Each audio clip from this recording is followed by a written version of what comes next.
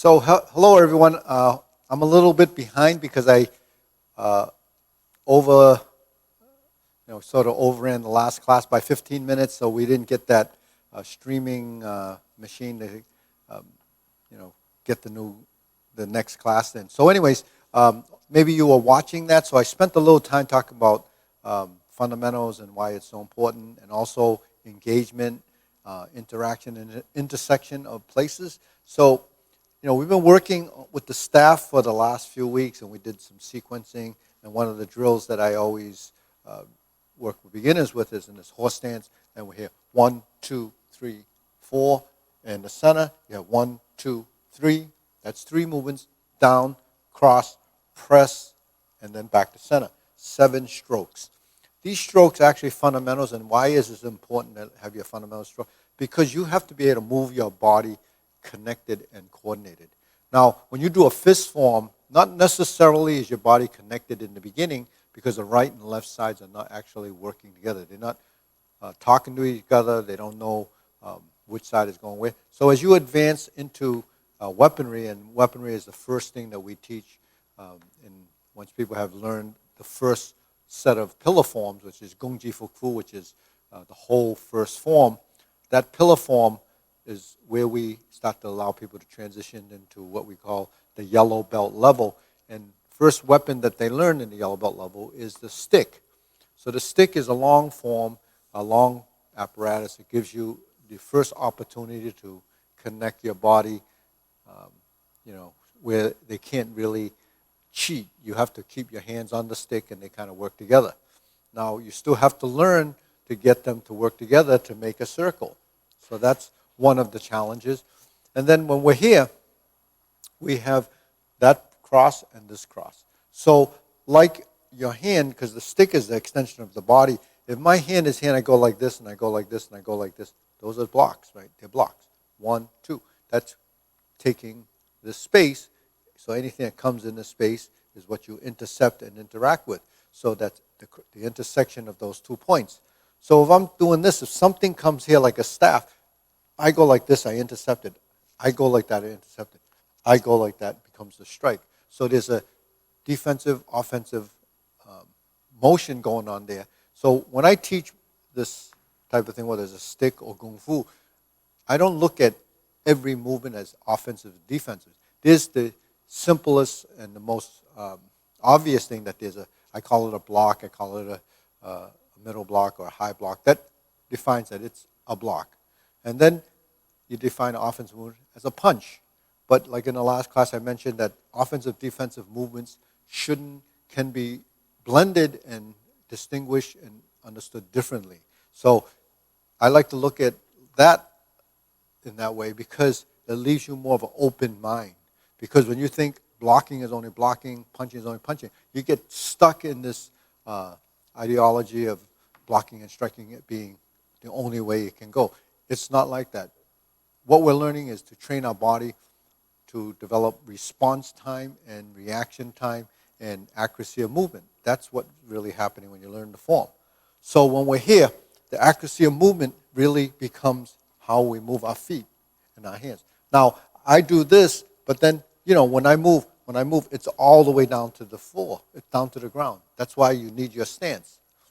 In the form, when we step up, we shift, and we go here, and then go here, and then go here. Now you have leg work.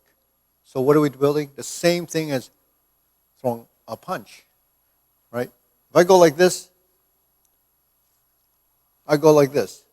I go like this, I go like this. That's how simple it is. But once you put this thing into your hands, now it seems like it's completely different. So what I see when I put this in your hand, I see this, this, this, this. Because why? Because the body, the 2 hands don't know how to work with each other. So that's why a drill is very important. Now, with that said, you're learning a form. It's a sequence. So that sequence, we have this big circle, and we have that. So this is the sequence. Like learning any other form, you focus on the sequence. So this is the first line of learning a bunch of movements. So that's where like drills are kind of boring, so you just do it. But you can always practice the drill, begin to learn a series of movements or sequences to keep it somewhat interesting. And then when you know that the movements aren't feeling correctly, or you see someone else doing it and it must be better than what you're doing, then you have to figure out what's going on there.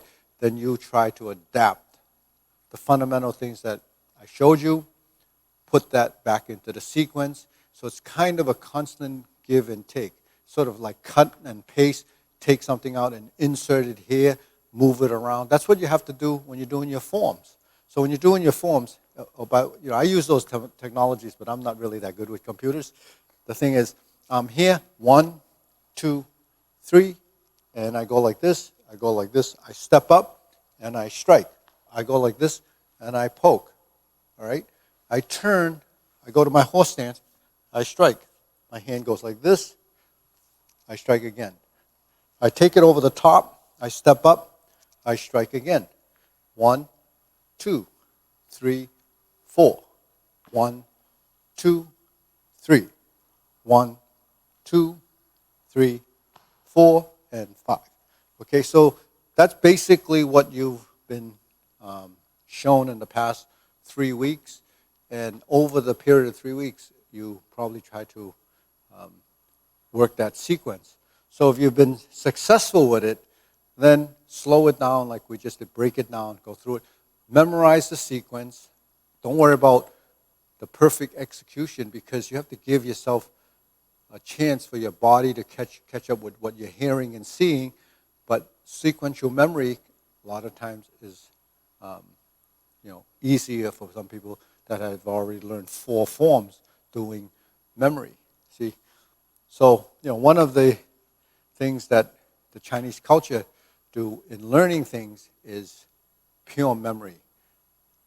Just do a lot of things over and over again and just force it in the brain and you learn that. That's actually how everyone learns things, but some people think that they can override that and do it in a different way. There's no shortcut to learning things other than doing it over and over again. So you have to do it over again. So not just doing it over, seeing it over and over again, listening to it, hearing it over and over again, and eventually it sinks in. This thing doesn't absorb it so quickly in the beginning if you have nothing, no reference point to absorb that movement or that information. So you have to give you a chance for the mind to become a little bit more plastic and more flexible and more adaptable to the information it has to store. So that's why when you learn something, it's so difficult in the very beginning. Now this is intermediate and advanced. So you're at a level now, you can learn something different, and you learn some more. But you know what? You're going to go through the same process. You're going to have trouble with this, you're going to have trouble with everything else that you're going to learn. Because why? Because you don't know, your body hasn't adapted to it. But after you get to the next level, even a little bit more advanced, and you learn a bunch of different techniques and different forms, different weapons and apparatus, now it becomes more familiar, and it becomes easier to learn. That's the progression, because we store this information in our body and we can extract it and draw off of it. So that's why when I go through a form, like when we start off in the opening, we start off with something similar to the second form. So we're like this, 1, 2, 3, 4, 1, 2. So you're familiar with this. If you learn the second form, then you didn't have to learn that. You just do that, right? So once we're here, right, we're going 1, 2, 3, 4, 1, 2, 3, 4. Now we don't know that. We're here, here, and here. So that's why you have to learn, the Gung Kuen, or the 5th form, because now we're going to use that movement to get to this movement, and then we pick up the form. Now we're in a horse stance and we swing. But when we swing, we have to take a step. So we have to set this foot up going in this direction because I'm going forward. Then I have to set up this foot. So that's standard stepping forward. Now I shift and I'm here. 1, 2, 3. 1, 2. Now that's in the corner and I poke. Now I turn, I'm in that corner. That's the opposite corner. There's 4 corners. And then I do that, strike down, and I get to here. Now once I get to there, I strike again, and I repeat that same sequence. 1, 2, 3, 4. 1, 2, 3, 4. Okay, so that finishes those 2 legs.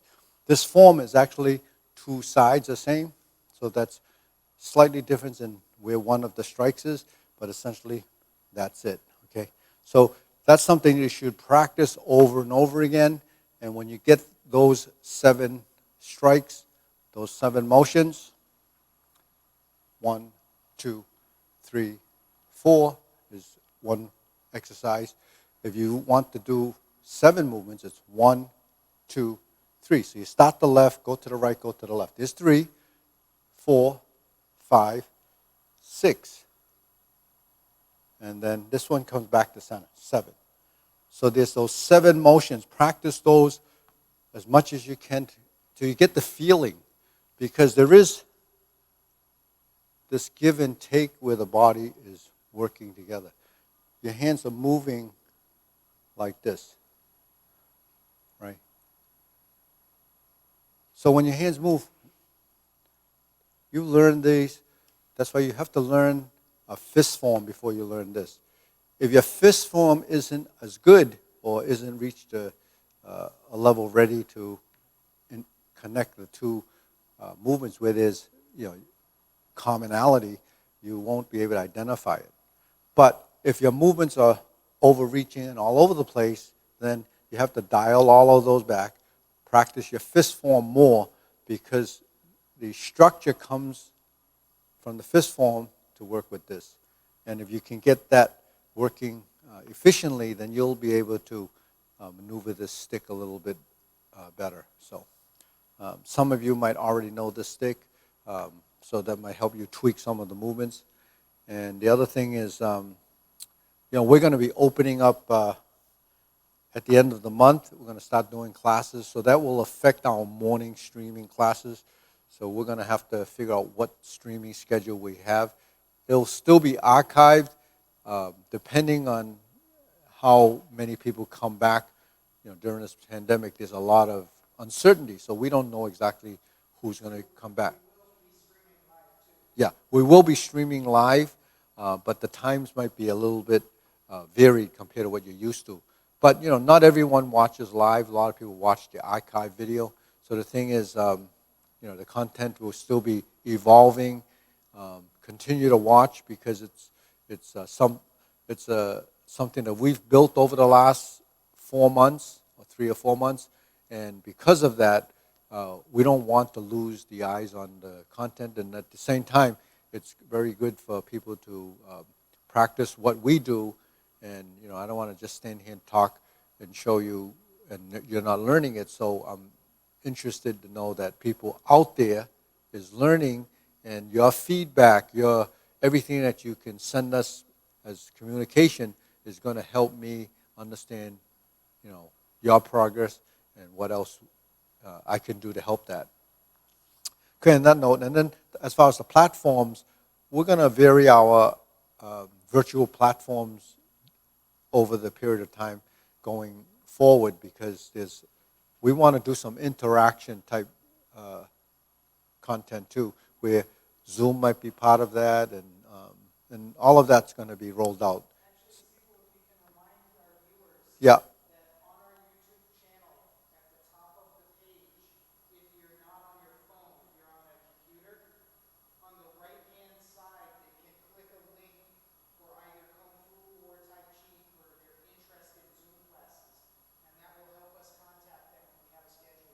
Okay, so if they're on their laptop and you're on the YouTube, there's a link in the upper right-hand corner that you can select either Kung Fu or Tai Chi, and that would be to show us whether there's interest in doing Zoom classes or not.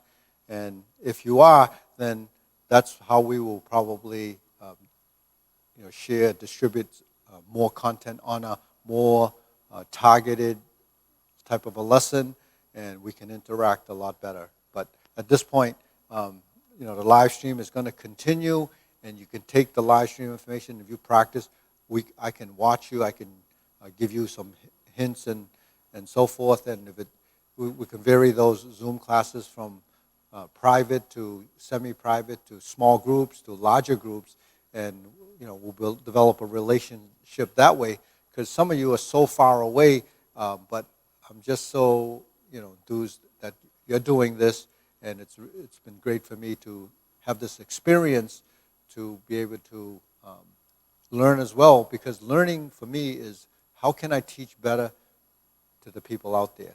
So that's really been a 4-month experience, almost 4 months. So I've been doing streaming for a long time with just our content, but to our students. But doing it this way is really something new for me. On that note, have a good weekend, and we'll reconnect. Yep. 11 minutes? Okay.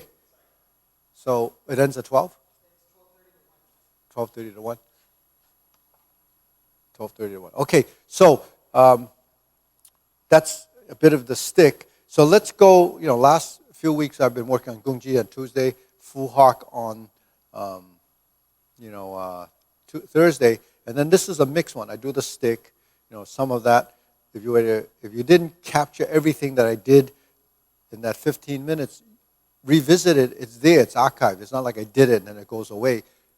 You can use it as a tool to kind of see it and do it. And that's something that's very important because, as I said earlier, a lot of teachers don't show you, exactly what you should be doing. He'll show you what he wants you to see. But I just show you exactly what I'm trying to get you across to do. And if you could pick up that imagery, then that's great. So we talk about this cover hand that we have in Hung Gar. The cover hand is actually part of a low block or a part of a transition to get into a situation where you can strike with this. So a double tiger claw is this cover hand and this push. And that's in the tiger crane form, right?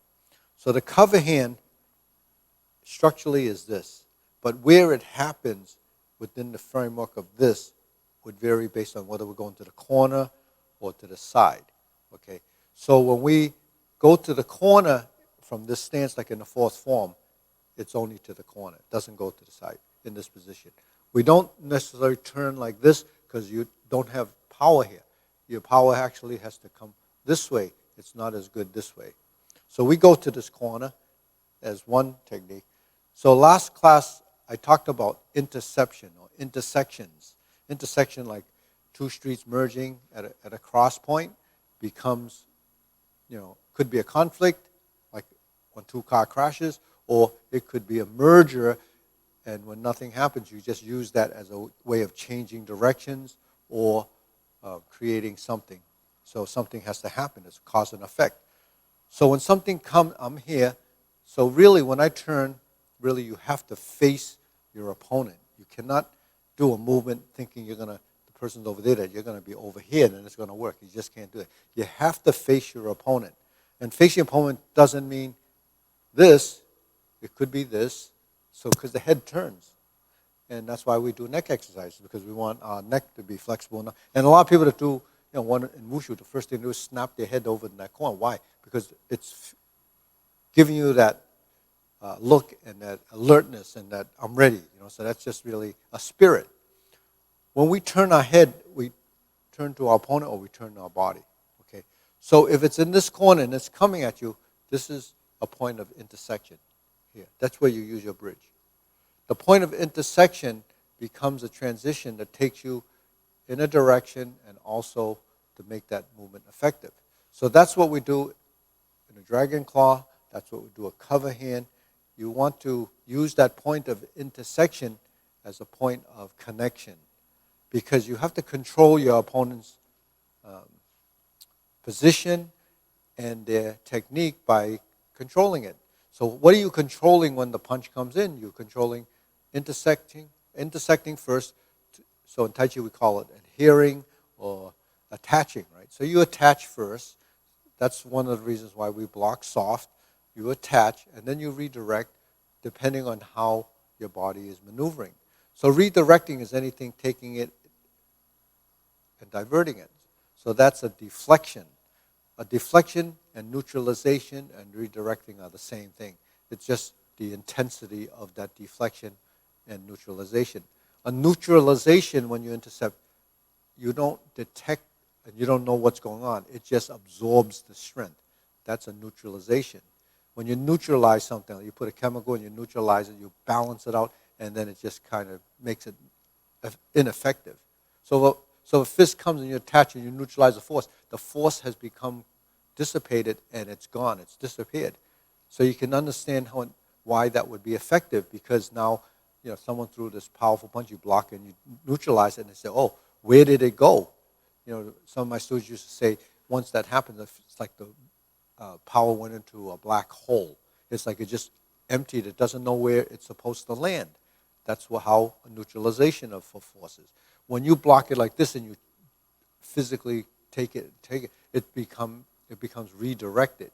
So redirecting is taking a force in a direction, not directly meeting the force face to face. That's head on. Okay. So if you have two people going directly at each other like a couple of cars head on, that's devastating for both. When this one comes like this and this one comes in on the side, the one that's going to be hitting usually will send the other one off into someplace, and then it could be devastating in that way because there's going to be another crash. When a hand comes into your chest and it goes like this and you redirect it, it either misses you or you redirect it and send it over there. Okay, so that's what we call borrowing strength. Borrowing strength is utilizing the energy from something else and then taking it and redirecting it. That's what happens in a cover hand. The skill level of a cover hand varies based on that. It's sensitivity, feeling, structure, and strategy, and how you plan to do that. So that's what you're learning after you learn your sequence. So between intermediate, advanced, and mastery, there are stages and gradations of levels of understanding. It's not going to be any change in your sequence of form. The form is the same. So that's where a lot of people misinterpret learning form. Because you can learn 10 forms at this level of misunderstanding or not being able to understand it. It hasn't changed how you think about what those movements are because you don't have a level of understanding. So you could actually learn a couple of forms, really work them hard, get a pretty good understanding with it, and become more skillful and, in a sense, more advanced than someone that learned a lot of forms. So this is something that I like to get across to you, because it's not all about the inventory material of how much stuff you can accumulate, because like anything, you keep buying a lot of stuff and it accumulates. A lot of it becomes obsolete and a lot of it becomes junk that you don't even want anymore. So when you do too many forms, it could be accumulating a lot of stuff that's useless because you can't use it for anything. So I draw these analogies so you can get a clearer picture of why, if you're going to do a form, get the most out of it, regardless of what level it is or what you think it is. Because I teach that first form as a first form doesn't mean I can't teach that form as the eighth form. It's wherever I want to put it, really. But the thing is, if I taught it at the eighth place, you would say, wow, that form's better than the one, the first form. But it's just a mindset that the first thing I learned must be not as valuable. But the thing is, as you evolve, the first thing you learn becomes actually more ingrained in your system if you continue to practice. And your understanding of the first form is going to be better than when you learn the new eighth form, per se, right? So really, it's really perspective and what you think you're going to get out of it. Now, with traditional martial arts, like what we're doing, we have the dragon. That dragon is the same, day 1 and day 20, or year 20. It's the same dragon. But the interpreting it and how it feels and execution is going to be different at the 20th year.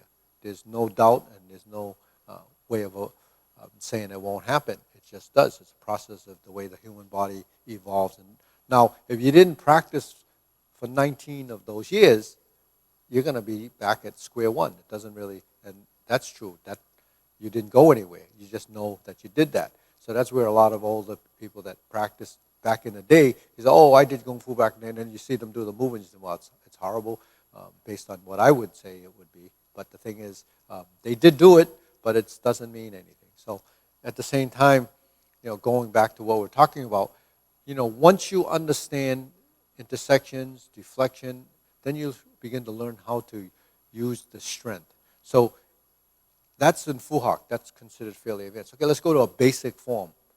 First form. So that you learn it 1, 2, right?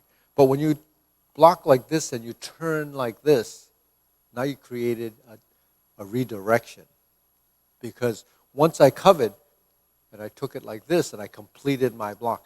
Here's the intersection. Here's the settling of the low block. Here's the redirection. So did you see that when you first learned that first movement in the first form? Probably not. Can you see it now? Probably not. But the thing is, I'm just joking, you might be able to see it. But now I brought in three-dimensional movement and the fact that there's a concept there. Now you have to look at that differently. Now when I'm here, that's a low block. If I were to go to this uppercut. If I go like this and I go like this, that's a transition that takes me to here. So if I went from here, here, and here, that position probably was missed when you first learned it, because now I'm here, and now I'm here. So there's interim positions that you totally miss because those are part of a transitional phase that isn't looked upon when you're first learning, because your big focus is on what's happening out here. But actually what really has to happen when you're moving and defending is in here. What's the use of blocking out there? There's a safety factor, but it's not effective. It's blocking in here that makes it effective, because when you block in here, then your technique becomes effective, because you have the best worlds of defensive, offensive movements that you don't have to overreach your boundaries. Once you start to reach, you lose power, you lose speed, you lose accuracy, and all it goes down the tubes. So that's theoretical. If you can understand the theoretical side, and if there are teachers out there following, you can actually understand the principle and concept of what I'm talking about. And that's the kind of thing you learn time after time, decade after decade. It's just refining that idea. And if you can appreciate that, then that's why traditional martial arts has longevity, and it has depth and worth. So hopefully you enjoyed that. See you next time. We're going to be streaming Tuesday. Have a good weekend. Thumbs up. If you, like I said, if you're using a laptop, there's a banner up on top. Go to the right-hand corner. You can choose whether you're interested. This is just, we're tallying up to see if there is an interest, and then we'll build that as we go, because we've been doing a lot. Right now we have 6 languages closed caption on the videos. So, if you have a language that you speak that's, not English, then see if we have one there for you to read the captions, and you can get something more, because hearing it is actually important. All right, and understanding it through the dialogue. Okay, and then I'll talk to you later.